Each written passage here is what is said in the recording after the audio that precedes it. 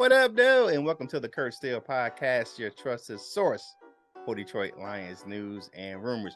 If you're new to the channel, thanks for stopping by. Do me a favor, subscribe to the channel, like the video, and share it with fellow Detroit Lions fans just like yourself.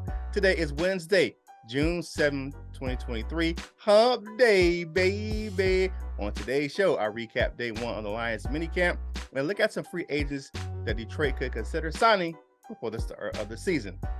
So let's get after it. It's time to start the show. Welcome back.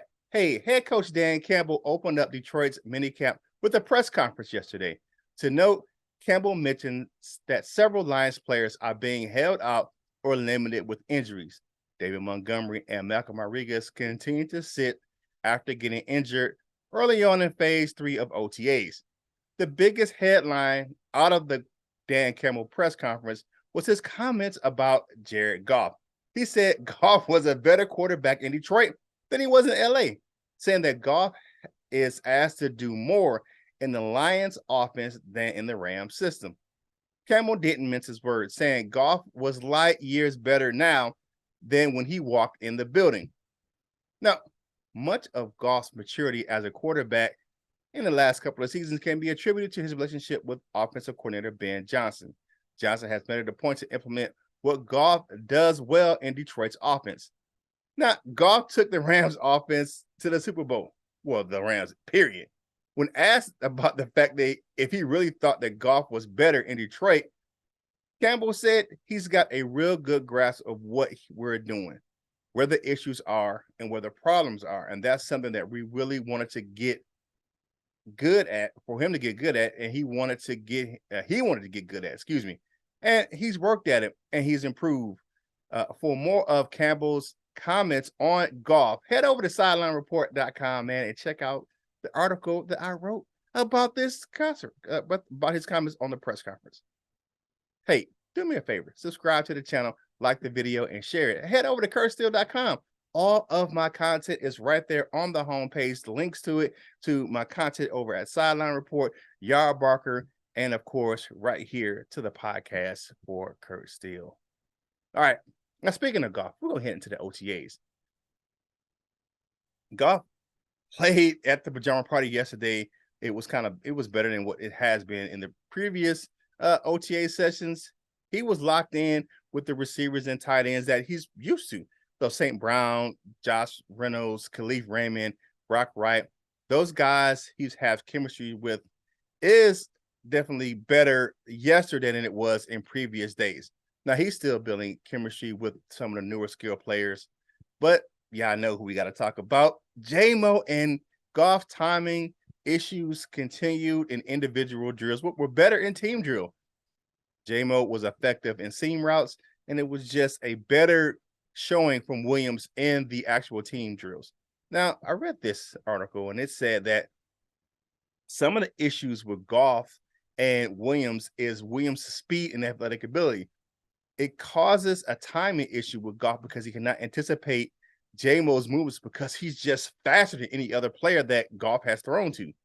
So it will get easier with time, but Goff and Williams did make it a point yesterday to make sure they worked on timing, redoing drills that they did not connect on between reps. So they're still working on it. So it's a work in progress. Switching to the running backs, Craig Reynolds was the first on the running back depth chart with Monty still being out. And of course, Jahmyr Gibbs was working his way in there, rotating in with the wide receivers and tight ends during individual drills. The offensive line. Well, we know the offensive line is good, but most of the veterans are not participating in OTAs as it's kind of working out. We know the injury with Frank Ragnow. He's going to be sitting out with that foot injury. I don't expect him to see Frank Ragnow, or Big Bank Frank, I'd like to call him, into a training camp. Well, we go over to the tight ends. Brock Wright, we've already mentioned him, saying he's locked in with Jared Goff.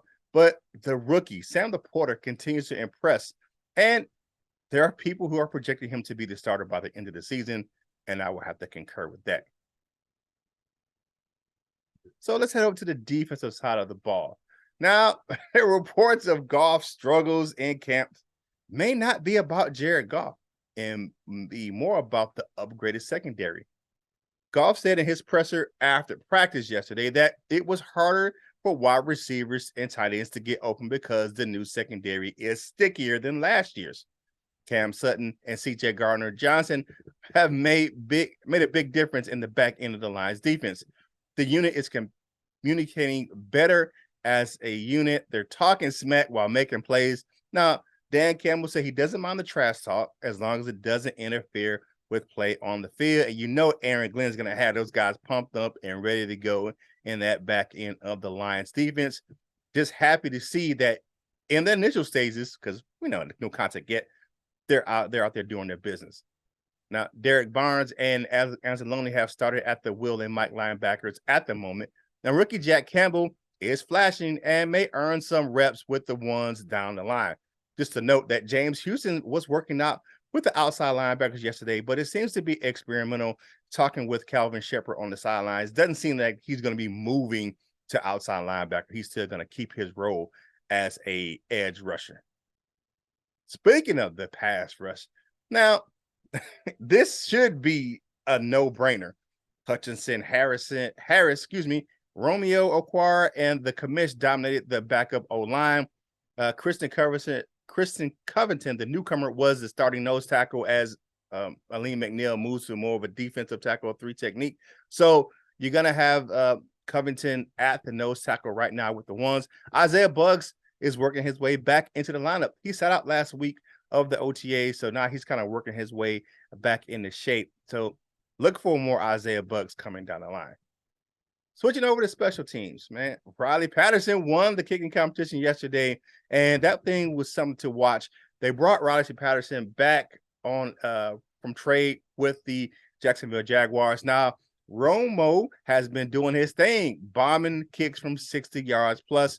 So the kicking competition is going to be still wide open until really training camp. So let's look out for that. Do me a favor, man. Y'all know what I need you to do, man. Y'all need you to subscribe to the channel. Like the video, share it. Go to kurtsteele.com, man. All of my links for all of my content and all of my social media are right there on kurtsteele.com. Let's talk about these free agents. I recently wrote an article over there on Yard Barker, man, about some free agents the Lions should look at signing before the start of the season. I'm not saying that these are, oh man, the Kurt over there at the Kurt Steele podcast said these are the guys that the Lions should absolutely sign. This is absolutely not the case. These are some guys that may make a difference and may be able to add some depth and some veteran presence on the Lions team. First up is center Brent Jones. Brent Jones, former Alabama player, has spent the last 7 years playing for the Tennessee Titans. The veteran offensive lineman can provide experienced depth at the center position. Pro Bowl center Frank Ragnow announced at his charity event earlier this spring that his injured toe was inoperable, and he would have to pretty much play through the pain probably for the rest of his career. Now, the Lions lost their backup center, Evan Brown, to free agency. He went to the Seahawks because he filled in really, really good for, man, we know, for Frank Ragnow in 2021. Played the majority of the season because Frank sat out with that injured toe back 2 years ago. And Brown did fill in last year for Vitae, or, Big V, when he was out with a back injury at the guard position.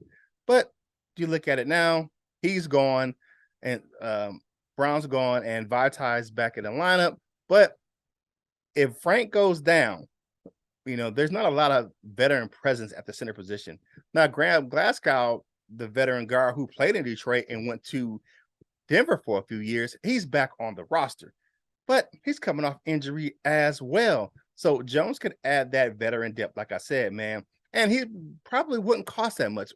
He's a guy that the Lions could consider signing because he won't break the bank on the offensive line. Now, a guy that could break the bank because he's going to cost you a little money is guard Trey Turner. Now, it may be a stretch for Turner to join the roster, considering that Vitae is coming back from injury and Glasgow coming back to the Lions, like I just said. However, Turner would be a significant upgrade over the current veteran guards on the roster. Now, he missed 7 games in 2020 when he was out in LA due to a groin injury. But Turner has an impressive track record. He is a 5-time Pro Bowler when he was playing right down here where I live at in Carolina. So that's one got to keep, watch on. Trey Turner. He played in Washington for the Commanders last season. The last guy I want to look at is a guy that was on the Lions' radar, and we were looking at this, and it's quarterback Teddy Bridgewater. Now, there was reports in April linking a contract offer from the Lions to Teddy Bridgewater. Nothing was completed. Now, Ben Johnson in a recent presser said he's happy with the current quarterback position as far as the backups are right now. But it's worth noting, man. Come on. Y'all know what it is. The Lions backup quarterback room, aside from Jared Goff, or the quarterback room period, lacks experience. It just does. I mean, if you lose Jared Goff, man, it's going to be a world of hurt for the Lions at the backup quarterback positions. Now, Teddy Two Gloves has an impressive record as a starter. You know what I'm saying? It's not great, but it's, he's has a winning record. 65 starts, 33 wins versus 32 losses. Got 15,000 career passing yards, 75 touchdowns, only 47 interceptions. You look at that, it's okay. But it's a significant upgrade for what we have at the backup quarterback position right now. Bridgewater is a highly respected quarterback in the league and will be a valuable addition for in my opinion. I'm not telling you that the Lions should do this, but I think he will be a valuable addition to the Lions quarterback room. Because the current backup to Jared Goff right now is Nate Sudfeld. Now, Sudfeld is only a year younger than Teddy Bridgewater. Bridgewater's 30. Sudfeld's 29. Sudfeld has 37 career passes since joining the league in 2017. Bringing Bridgewater on the team for me would add credibility and to that quarterback room and provide insurance just in case Goff goes down to injury.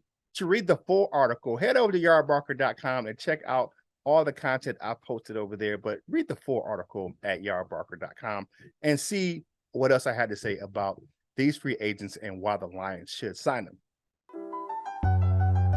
So, once again, man, subscribe to the channel. I'm a part of the Proud Nation family. I was a member of the Detroit Lions and the Proud Forever, man. So, but join the Kurt Steele family, man.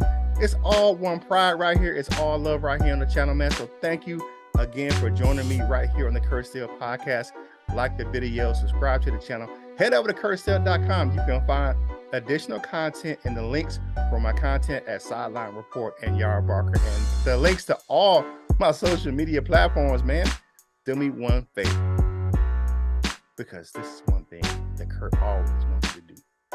Whatever you do in life, you got to boss up, ball out, and be the best version of you that you can be. This is Kurt Steele, and I will holler at you real soon.